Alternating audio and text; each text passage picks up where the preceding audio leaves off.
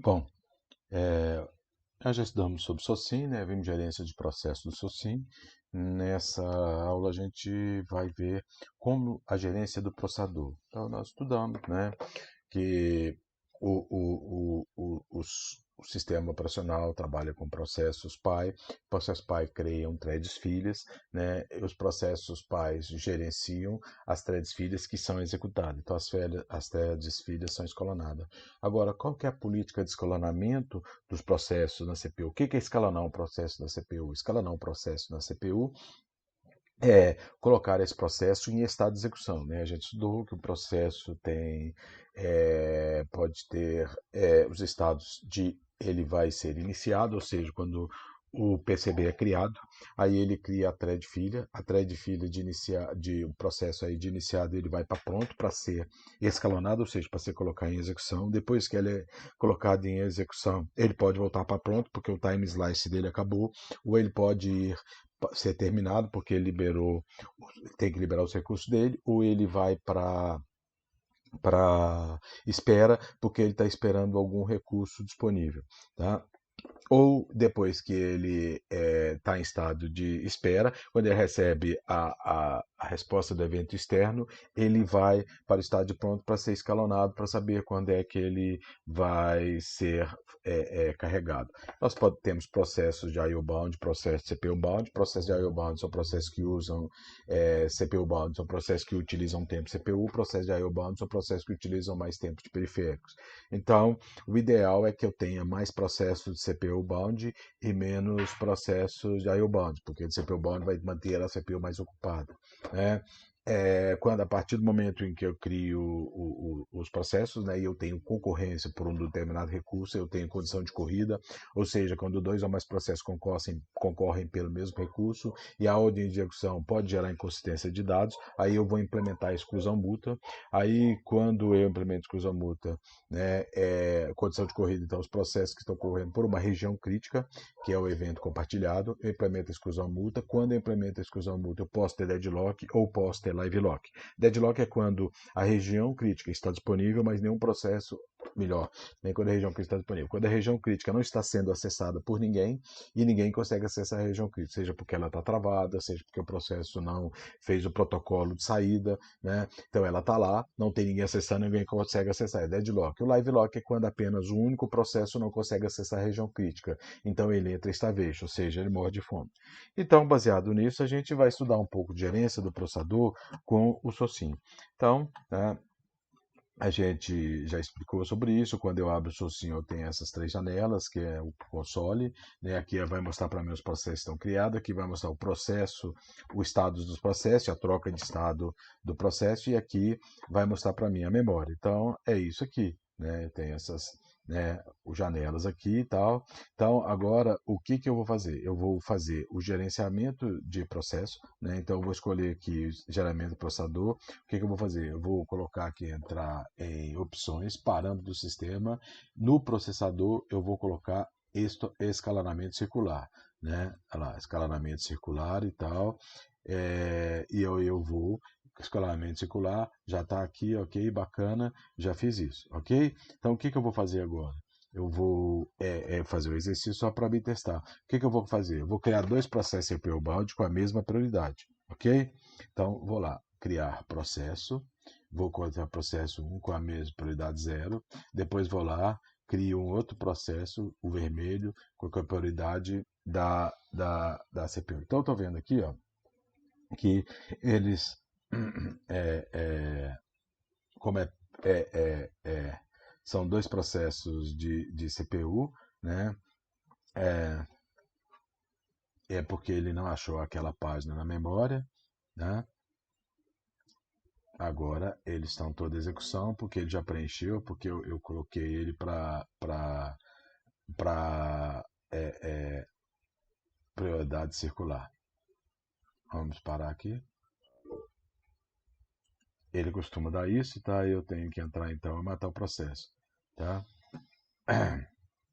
Então vamos lá de novo na configuração do sistema, eu vou carregar de novo, né? E vou mudar aqui a configuração do sistema porque estava com memória estática. Então, por demanda. tá? Então, à medida que ele ia precisando da página de memória, ele ia buscando. Então, eu vou alterar isso, tá? Parando o sistema, memória por demanda, tá? Eu vou colocar antecipada, que ele já vai carregar e ele não vai dar page fault. Quando a gente for estudar gerenciamento de memória, a gente vai entender isso. Então, por demanda, o que que ele faz? Ele vai na CPU, procura a página que ele está precisando naquele momento e carrega. Então, quando ele não achar aquela página, ele dá uma mensagem de page fault e vai lá e busca a página que ele precisa. Quando é antecipado, ele vai lá buscar a página que ele precisa e todas as outras páginas. Então, a gente vai ver agora que ele não vai ter busca page fault como deu lá. Tá, escalonamento circular, então tá bacana. Eu vou criar o processo de CPU balde, ok? Vou criar outro processo de CPU balde, tá vendo? Que ele não deu page fault agora.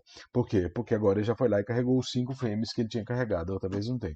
Como não é o estudar aqui memória, sim, gerência de processador, estou vendo. Então, o que eu vou fazer? Eu vou aqui em estatísticas, tá? E vou abrir isso daqui, tá? Só para me ver o tempo de CPU que ele está utilizando. Olha, o tempo de CPU dele está variando entre 40% e 60%, né? Por que não é 100%? Tá? Por que ele não tem esse tempo CPU? Porque tem aquele tempo de troca de contexto, né? Tem uma hora que eu tenho 2 processos prontos, eu posso verificar aqui, e não tem nenhum processo em execução. Olha aqui. Por quê? Porque é o tempo em que está havendo a troca de contexto. Ou seja, que o processo está entrando na CPU, um processo sai da CPU, o outro entrando. Isso que a gente chama de troca de contexto. Nesse momento, a CPU não está sendo utilizada. Tá? Então, é por isso que o tempo CPU não é 100% utilizado. Então, a gente fala, não posso ter um tempo do que o processo fica na CPU muito grande, porque senão ele vai ser como se fosse monoprogramação, mas também não posso ter um tempo muito pequeno de uso da CPU, porque senão o processo vai parecer a troca de contexto gasta-se mais tempo do que a troca de execução. Então, a efetividade do sistema é muito pouco. Então, você tem um tempo justo, ok? Então, olha, a gente está aqui, aí eu vou, por exemplo, marcar esse processo aqui só para mim ver o PCB dele, ó. Aí eu tenho aqui, ó. Qual que é o tempo de CPU de cada processo? Desse aqui é 24 e esse também é mais ou menos a mesma coisa. Tá? A diferença dos processos de tempo de CPU é só a tempo de troca. O processo foi criado primeiro, tem tempo de CPU diferente. Só isso, mas pode ver que eles estão caminhando sempre para a mesma finalidade. Tá? Bom, se eu aumentar a fatia de tempo que ele vai ficar na CPU, tá? O tempo que ele vai usar de CPU aumenta. Tá vendo como é que aumenta mais rápido? Tá? Por que aumenta mais rápido? Porque agora ele ficou mais tempo na CPU. Você pode ver que ele fica mais tempo em execução. Então ele está utilizando mais tempo de CPU. Ok? Eu chego perto dos 100% da CPU, então vamos colocar aqui. Né? Eu consigo, né, bons tempos de CPU quando eu coloco o processo muito grande. Mas qual que é o grande problema disso? Né? É que quanto mais tempo ele passa na CPU, né, é melhor para mim. Quanto mais o tempo de utilização de CPU, melhor é para mim. Mas por que eu não posso colocar um tempo muito grande de CPU? Tá? Existe um meio termo. Não posso colocar um tempo pequeno demais, porque senão a troca de contexto é mais rápido do que, tá vendo? A troca de contexto se leva-se mais tempo porque a troca de execução. Aí o que acontece? O tempo CPU cai, porque tem o tempo de troca de contexto, que é o tempo todo. Então, se eu colocar um tempo muito pequeno, a CPU vai levar mais tempo trocando do que executando os processos. Então, o tempo de utilização do CPU é muito. Agora, se eu colocar uma fatia de tempo muito grande, a taxa de utilização do CPU vai crescer bastante. Por quê?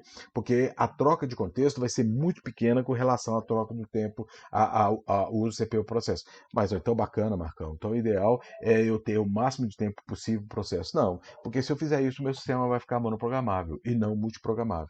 Ok? Então, eu tenho que ter esse meio termo, tá? Um tempo ideal, tem que descobrir o tempo ideal, né? Saber qual que é esse tempo que não fique muito tempo na CPU, porque senão vai dar a ideia de que o sistema é monoprocessável, no tempo muito pequeno, porque senão a efetividade da CPU acaba, tá? Então, é isso que eu tenho a dizer para vocês. Quanto mais tempo ele fica na CPU, melhor é, tá? Mas em compensação eu não posso fazer isso, ok? Bom, então, né, a gente viu isso, né? Aí eu criei o processo, né? Agora eu vou criar um processo de I/O bound, tá? Ó, eu criei o processo CPU bound, criei o processo, tá? Fiz isso. Agora eu vou colocar 2 processos de I/O bound e CPU bound, tá? Então eu vou finalizar esse processo, né? Ó, vou finalizar ele para começar do zero. Tá? Finalizei os dois processos, vou criar um processo de novo de CPU Bound, agora ele é amarelo, e vou criar um processo de novo que é de IO Bound. Ok? Esse negócio de disco e fita, a gente vai ver isso, mas é só o tempo de acesso. Então, o que que acontece? Agora, eu vou ter um tempo de espera do processo azul. Por quê? Porque agora ele vai, é a Oilbound. O que que ele vai? Ele vai fazer uma requisição na CPU, tá? Ó, ele vai fazer uma requisição, ele vai pedir um evento externo, normalmente é uma solicitação da requisição da CPU de um processador, né? Então, o que que acontece? Ele vai solicitar, vai para estado de espera, que ele vai esperar a resposta do evento externo, e quando vem a resposta do evento externo, ele vai para pronto para ser escalonado. Ok? Então, o que que acontece? O tempo de CPU do processo amarelo é muito maior. Tá? Vou diminuir aqui, do que o tempo, né? E olha para você ver, está aproximando, bem próximo do 100%, né? Porque o tempo desse processo aqui é muito pequeno, porque ele vai utilizar mais tempo de periférico, ele vai ficar mais em espera do que em execução, ok? Então, essa é a grande diferença quando eu tenho um processo de I/O Bound e processo CPU Bound. O processo CPU Bound utiliza muito CPU, tá? E o processo de I/O Bound utiliza muito tempo CPU. Então, o que é essa ideia? E eles têm a mesma prioridade. Ok? Todos os dois têm a mesma prioridade. Então, o que vai acontecer? Quando o processo de I/O Bound chega, ele ainda vai ter que competir com o processo de I/O Bound, tá? Com o processo CPU Bound para competir. Então, o que que eu deveria fazer? Eu deveria criar um processo com prioridade maior, tá? Para poder ter essa prioridade. Então, por exemplo, eu vou criar um outro processo de I/O Bound só para ver, tá? Que o processo azul ele vai entrar em execução, tá? Ok? É, ele vai ficar mais. Vou diminuir o tempo CPU só para a gente ver isso, né? Então, o que que acontece? Ele vai ficar.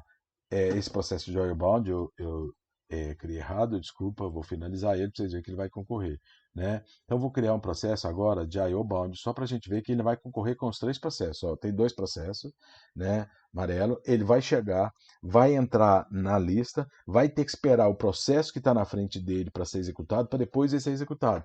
Então, o ideal é o que vai acontecer. Se eu tiver muito processo de I/O Bound, né, o processo CPU Bound chegar, ele ainda vai perder muito tempo ainda, então ele pode até entrar em starvation. Tá? Então, o que eu vou fazer? Eu vou fechar os processos, vou alterar a prioridade dos processos só para a gente entender. Tá? Ó, finalizar. Ok? Vou finalizar esse processo. Ok? Vou finalizar, eles só vão ser finalizados depois que eles entram em execução, porque tem que ser liberado, tá? Tá? Eles estão em pronto, mas eles não são executados enquanto eles não entram, eles não são finalizados enquanto eles não entram em execução e libera o que eles estão fazendo, ok? Então a gente viu que quanto mais tempo eu aumentar na CPU, né? Como foi o balanceamento de carga dos dois processos de I/O Bound? É mais ou menos o mesmo. Né, dois processos CPU Bound, desculpa. É mais ou menos o mesmo. Vai ser só depender do tempo de que eles foram criados. Mas normalmente eles utilizam o mesmo tempo CPU. Quanto mais tempo ele passar na CPU, melhor é para mim. Tá? Só que aí eu tenho aquele problema do tempo. Tá? Agora, quando eu tenho um processo de I/O Bound e um processo CPU Bound, tá? O balanceamento é desigual. O processo CPU Bound vai utilizar muito mais tempo de CPU. Então eu tenho que providenciar alguma coisa que quando o processo I/O Bound entre, ele ganha prioridade maior. Tá? É, Se eu tenho dois processos de CPU bound, eu falei, eles vão ter, mas tendo muito tempo CPU mesmo, ou pouco tempo CPU, o tempo que eles ficam de CPU, o balanceamento de carga é praticamente o mesmo. Tá? O problema é só aquilo que eu falei. Processos muito tempo CPU parece que são monoprogramáveis. Processos com pouco tempo CPU têm pouca efetividade da CPU. Ok? Bom, é, após né, diferente, o tempo total do CPU é diferente, porque mesmo sendo que é adjunto, o CPU é só o que ele disse para vocês. Né? Então, balanceamento sobre isso. Agora vamos para o segundo exercício prático que a gente vai fazer. Né? O que eu vou fazer? Processos com prioridades estáticas, ok? Então, eu vou vir aqui em parâmetros do sistema, com prioridade estática, ok? Agora ele está com prioridade estática, eu vou fechar isso aqui só para a gente poder ver, tá? Vamos ver qual é o processo que ele pede para criar prioridade estática, né? Crio. o processo de I/O bound com prioridade 3 e um processo né, um processo de prioridade 3 e outro prioridade 4 CPU bound, ok? I/O bound, CPU bound, prioridade maior para o I/O bound. Bacana? Então vamos lá, vamos criar um processo primeiro de CPU bound, né? De I/O bound, porque leva mais tempo, com prioridade 3, ok? Então, só tem ele vai criar, nós vamos criar um outro processo, desculpa, eu vou aumentar a prioridade desse processo, né? Vou finalizar, porque na verdade tem que ter prioridade 4, eu fiz errado. Então, finalizei, vou criar um processo com prioridade 4 de I/O bound de disco. Vou criar um outro processo de CPU bound, né? De I/O CPU bound com prioridade 3, ok? Então, o que vai acontecer? Ó, o processo está lá, de 3 está sendo executado porque o outro está em espera. O processo, quando entra em espera, ele entra primeiro do que o outro, tá? Vou criar um outro processo de CPU bound com prioridade 3. Então, a gente vai ver que o processo de I/O bound ele não vai entrar na fila. Tá? Pode ter lá, tá vendo? Você pode repara aqui, ó, que esses dois processos estão aqui, ele chegou depois desse processo aqui, ó, vai chegar. Depois desse processo aqui, ó, ele vai entrar aqui e vai ser executado primeiro que esse processo que está na fila de espera. Tá vendo? Ele já foi ser executado. Você pode reparar que aqui ele já foi sendo executado primeiro que o processo. Tá? Antes desse processo ele já foi lá, executou e voltou aqui para tempo de espera. Só porque eu diminui a fatia de tempo. Tá? Vai ver que ele vai entrar agora, vai parar, vai esperar a vez dele, né, para ser executado. Aí ele vem aqui, vai para cá, entra aqui em estado de espera. Ó. Entrou primeiro que esse, tá vendo? Vai entrar primeiro que esse, chegou primeiro que ele. Vai entrar, porque tem prioridade maior, tá? Então, essa é a grande vantagem da gente ter, né? O processo de CPU bound ele vai ter uma prioridade maior do que o processo de I/O bound vai ter uma prioridade maior que o processo I/O bound assim que ele for escalonado, hora que o processador é interrompido, né? Aí ele entra na execução do processo que está na frente dele. Só que qual que é o grande problema de prioridade estática? O processo fica desta maneira, né, e eu não consigo alterar a prioridade dele. Então, se o processo estiver entrando em starvation, eu não consigo alterar essa prioridade dele. Tá? Então, pode ocorrer starvation? Pode ser que ocorra starvation, né? É mais difícil de ocorrer starvation, tá? Porque com o processo de I/O bound ele entra lá e já sai lá. Então a possibilidade de starvation para o processo CPU de I/O bound é quase que starvation, tá? Então o que eu posso fazer? Né? O cara pode colocar, né? Aumentar a prioridade dele ou tirar da CPU e colocar o outro, tá? Ó, pode não executado ou suspender a criação do processo que utiliza a CPU para que o processo esteja na CPU. Ele poderia aumentar a prioridade, mas como ela é estática, né, ele não permite alterar a prioridade dele, então eu não posso fazer isso. Então, por exemplo, eu tenho esse processo aqui, né, aí eu teria que alterar a prioridade dele na mão, ó.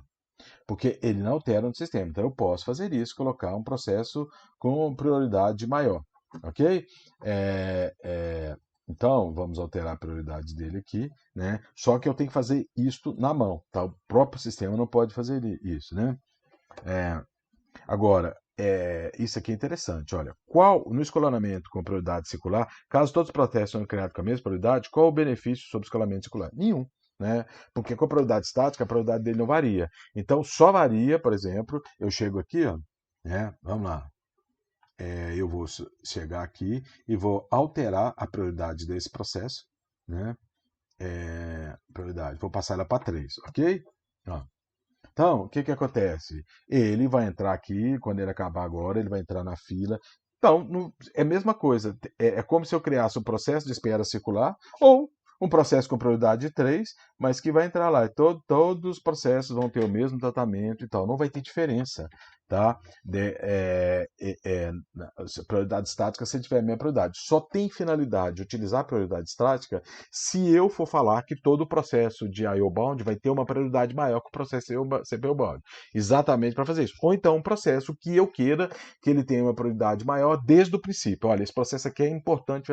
Por exemplo, processo de tempo real. Processo de tempo real eu já crio ele, já falo com ele. A sua prioridade é a maior possível para evitar os tempos. Então, a gente está vendo essa diferença de processo de I/O bound e CPU bound, ok? Aí vamos para o terceiro exercício. Agora eu vou colocar prioridade dinâmica. Então, eu vou matar os processos, né? Aí a gente vai ver que eu vou suspender o processo, né? E ele não vai matar enquanto ele não entrar em execução. Vou até esperar ele sair e voltar de novo, tá vendo? Finalizei o processo, né? Suspender o processo, você vai ver que ele não vai ser finalizado. Enquanto ele não entrar lá na CPU e ser executado, ok? Ele não vai ser finalizado, ok? Né? Então, ó, vou finalizar ele vai voltar a ser ativo e vai ser, tá vendo? Ele tem que entrar na escala para ele poder, né? Pronto, para depois ser finalizado, ok? Ele vai lá concorrer com todos os processos, já que ele tem mesmo para dar, para depois ser executado, tá vendo? Então, é, aqui também é a mesma coisa, né? Então, é isso. Todo o processo para ser finalizado ele tem que entrar em execução. Por quê? Porque quando eu crio o PCB, eu preparo todo o espaço para a execução do processo. Quando acaba ele, quando eu finalizo ele, não tem mais nada para executar, ele tem que liberar todo o recurso que ele pegou. Então ele tem que ir para a espera para libertar. Então por isso que a gente falou aquele negócio. Existe pai sem filho, mas não existe filho sem pai. Qualquer filho que tiver sem pai, ele vira zumbi. Tá? Eu tenho que finalizar o filho para depois finalizar o pai. Bacana. Então agora eu vou passar para prioridades dinâmicas e vamos criar os processos, né, com a mesma prioridade para ver o que vai acontecer, ok? Se ele vai ter um balanceamento de carga, ok? Então, eu vou criar, vou botar ele com a metade do cox, aqui é só para a gente diminuir, certo? Abrir janela, né? Aí eu vou habilitar a janela de estatística só para eu ver, né, o que vai acontecer, ok? Tá aí, estatística é, feito, né? Na janela botar o coque e tal, prioridade dinâmica, ok? Então no primeiro caso, vou criar um processo IO Bound com prioridade base 3 e mais 3 processos IO Bound com prioridade 4, porém com perfil diferente, 1, 2, 3, tá? Então vamos ver o que vai acontecer, ó. Eu vou criar um processo de CPU Bound com prioridade 3. Vou criar um processo de I/O Bound aqui, ó, disco, fita e terminal com prioridade 4, ok? Então vou criar ele, né? Vou criar um outro processo de fita, né? Tá? Vou criar um outro processo agora de disco, de terminal, desculpa, e criar. Olha só, o que acontece com a prioridade? Todas as prioridades dele são dinâmicas, tá vendo? Que esse processo aqui foi alterado a prioridade dele, foi criado. Por quê?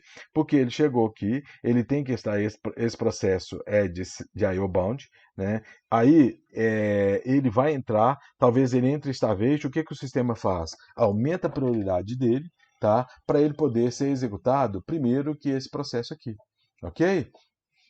Bom, então é isso que ocorre. Ó. Então, toda vez que ocorre, olha, eu vou pegar esse processo aqui, que é de CPU bound, e vou fazer o quê? Vou botar ele com a prioridade 4, só para eu poder ver o que ele está fazendo, ok? Então, o que acontece? Hoje todos os processos têm a mesma prioridade, ó, estão se executando. Então, quando o processo de I/O bound chega, o que eu tenho que fazer? Eu tenho que aumentar a prioridade dele, tá vendo? Para ele poder ser executado. Porque ele já está em estado de espera. Já está em estado de espera. E ele vai chegar aqui, ainda vai ter que concorrer, né? Então o que o sistema faz? Dá uma prioridade maior para ele, tá? Para que ele entre e já seja executado logo depois que a CPU é interrompida, para evitar starvation. Tá? Então, ou posso fazer isso no começo, né? Quando eu começo o processo, falo, todo processo de I/O bound tem uma prioridade maior se ela for estática, ou pego um processo de I/O bound, de I/O bound e crio ele com prioridade dinâmica, e quando eu ver que esse processo está entrando em starvation, eu dou uma prioridade maior para ele poder ser executado. Assim que ele volta, ele é executado, ok? Então vamos voltar com a prioridade de novo do processo, né? Esse processo é de I/O bound, o processo CPU bound é o vermelho, né? Então vamos voltar com a prioridade dele para 3 só para a gente estudar, ok? Bom, então, olha, base dinâmica dos 4 processos. Está vendo que está identificando. Por quê? Porque para evitar o estávejo, né? Olha aqui. Então, aqui eu vejo, né, a janela de log. Então, olha, todos os processos, ó, eu vou ver o incremento dele da prioridade, né? Espera 3. Então, ele vai aumentar a prioridade dele, ok? Exatamente para ele não ser executado, tá? Então, com isso, o que eu consigo fazendo prioridade dinâmica? Eu consigo aumentar meu tempo CPU, ok? Porque consigo otimizar e consigo que o processo, tá? Não entre em estado de espera, não fique em estado de espera, tá? Para fazer isso, né? O percentual de utilização do CPU. Agora, suspenda o processo de I/O bound, observa a mudança percentual, por quê? Né? Pronto, bacana. Então, ele está com 80%. Se eu suspender o processo de I/O CPU bound, que é esse daqui, ó, o que vai acontecer? Ele para entrar em execução, para suspender, eu tenho que botar ele em execução também, tá? Qualquer mudança de estado do processo, quem manda é a CPU, ele está suspenso. O que acontece com o tempo CPU? Olha aqui. Caiu. Por quê? Porque agora todos os processos têm a mesma prioridade, independe, porque todos estão acessando disco. Olha, mesmo assim eu estou vendo que alguns processos têm prioridade maior que esse aqui, só prioridade. Por quê? Provavelmente esse processo amarelo, ele gasta mais tempo em estado de espera do que os outros, tá? Ele está acessando um periférico que é o mais lento de todos eles, por isso que de vez em quando ele precisa ter uma prioridade maior para poder compensar isso. Então, periféricos que têm a velocidade de acesso bem pequenas, eles têm um incremento na velocidade maior. Então, o ideal é que eu sempre trabalhe com prioridades dinâmicas nesse caso, tá? Para que processos de I/O-bound tenham prioridade sobre processos I/O-bound, processos de I/O-bound que trabalham com periféricos mais lentos ainda tenha prioridade maior. E toda vez que eu estiver trabalhando com processos de I/O-bound, eu posso ver que a minha utilização do CPU praticamente cai, né? O tempo médio é muito pequeno, porque eles utilizam mais, eles ficam mais em espera do que sendo executados, ok? Bom, é, é, a, a- qual que é o critério, né? É o critério que ele está falando isso. Os processos que estão mais tempo em estado de espera, ou os processos que estão entrando em estável, estão mais tempo parado, esperando para entrar em execução, tá? O tempo de espera do processo, né? O tempo que ele leva para entrar em para sair da execução e voltar para a execução de novo, é que vai determinar esse incremento da prioridade dinâmica dele. Quanto mais tempo ele gastar para voltar de novo, mais prioridade eu tenho que fazer para ele, tá? Porque vai depender também, quando ele vai para o estado de espera, ele vai depender, primeiro, da resposta do periférico, e quanto mais lento o periférico, mais tempo ele vai ficar em espera, e quando ele vai na CPU, ele vai para pronto, ele tem que correr com outros processos que estão lá. Então eu tenho que comparar com o tempo que ele fica aguardando, desde que eu descer da CPU até ele voltar de novo. Tá? Então é essa variável que o sistema pega para poder determinar a prioridade dinâmica. Então, o ideal é que eu sempre deixo, né, em prioridade dinâmicas nesses casos para fazer isso. Então, a gente, né, estudou os processos, nós temos gerência processador, o processo que chega primeiro, né, que é o FIFO, nós temos o first job, o ano, se espera o circular com prioridade, o circular com prioridade estática, com prioridade dinâmica, né, os prioridades de sistema. Então, todo esse sistema é desenvolvido circular com realimentação. Então, todos esses, né, todos esses parâmetros eu uso para poder fazer o quê? Que o processo fique menos tempo, o ciclo dele de sair da CPU e voltar de novo seja o menor possível, que eu tenha maior tempo de CPU e que o sistema realmente seja multiprocessado. Porque não adianta eu também colocar um tempo grande para o processo e o sistema se comportar como sistema monoprocessado. Então, tudo isso é feito para gerenciar, para que o meu sistema seja o mais eficiente possível, né? Então, é isso que chama a gerência do processador.